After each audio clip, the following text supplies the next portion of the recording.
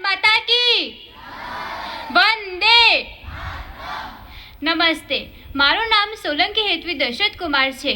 હું ધોરણ 9માં અભ્યાસ કરું છું. આજના આ પાવન અવસર પર આપ સૌને ખૂબ ખૂબ શુભેચ્છાઓ. મનમાં સ્વતંત્રતા અને હૃદયમાં વિશ્વાસ. મનમાં સ્વતંત્રતા અને હૃદયમાં વિશ્વાસ. ચાલો પ્રજાસત્તાક દિવસ પર કરીએ રાષ્ટ્રને સલામ. ચાલો પ્રજાસત્તાક દિવસ પર કરીએ રાષ્ટ્રને સલામ. આજે આપણે સૌ આ પાવન અવસર પર આપણા રાષ્ટ્રના 77મા પ્રજાસત્તાક દિવસની ઉજવણી કરવા માટે એકત્રિત થયા છીએ. ત્યારે મારું હૃદય દેશપ્રેમ અને ગર્વની લાગણીથી ભરાઈ આવ્યું છે. આજે આપણે સૌ અહીંયા ભારતના ગૌરવપૂર્ણ દિવસ 26મી જાન્યુઆરી એટલે કે પ્રજાસત્તાક દિવસની ઉજવણી કરવા માટે એકઠા થયા છીએ.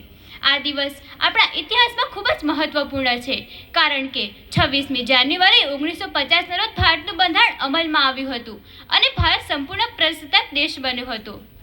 બંધારણ આપણા દેશનો આત્મા છે. તેમાં દરેક નાગરિકને સમાનતા, સ્વતંત્રતા અને ન્યાયનો અધિકાર મળેલો છે. ડૉક્ટર બાબા સાહેબ આંબેડકરે બનાવેલું બંધારણ આપણને સાચો માર્ગ દર્શાવે છે. ભારત એક એવી પવિત્ર ધરતી છે જ્યાં છેલ્લા ઘણા વર્ષોથી વૃદ્ધિ થઈ રહી છે.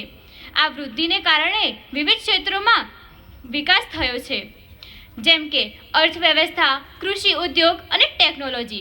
આ વૃદ્ધિને કારણે લોકોના જીવનમાં ઘણા ફેરફાર થયા છે.